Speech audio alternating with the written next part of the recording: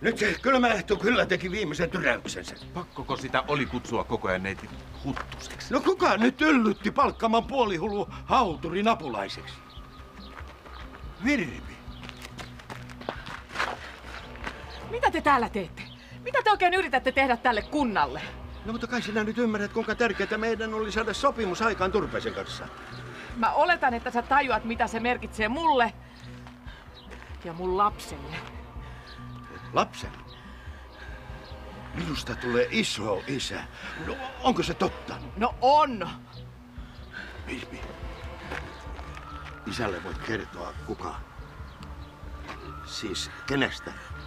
Sä halusit tuhota Urmaan kallion pelkästään rahan vuoksi.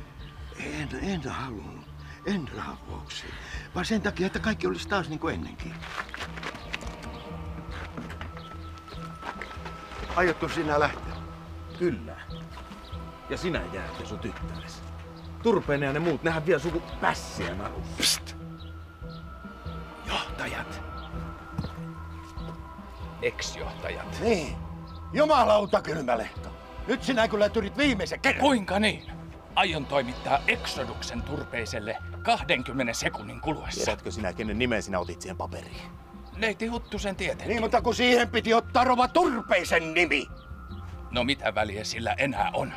Se on Exodus Turpeisen huoltamolle. Niin, mutta baarihan on täynnä ihmisiä. Virpikin on Sinä siellä. itse käskit räjäyttää paikan helvettiin ja Kiiskikin oli samaa mieltä. Sitä paitsi tuossa kyltissä sanotaan, että baari on suljettu yksityisten menojen vuoksi. Hyvät herrat, saanko pyytää nurkan taakse, sillä kohta rotisee. Mutta siellähän on ihmisiä. Eikä ole, kai te sentään osaatte lukea. Anna olla, hulluhan se on. Mene ja tyhjänä baari. Minä pidättelen sitä täällä. Minulta on jo kaikki mennyt. En minä halua sentä henkeeni mene. Mutta Virpikin on siellä. Eihän Virpi nyt enää minusta välitä.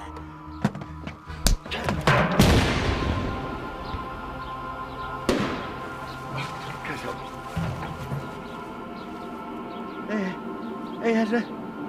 Eihän se ollutkaan huoltoasema. Autoni! Minun autoni onpas brutaali! Valtsu, et kanssa unohtanut kaasuhanaa. Ei helvetti. Ei menekään niin kiireesti. Mitä minulta nyt vielä? Minulta on kaikki jo mennyt.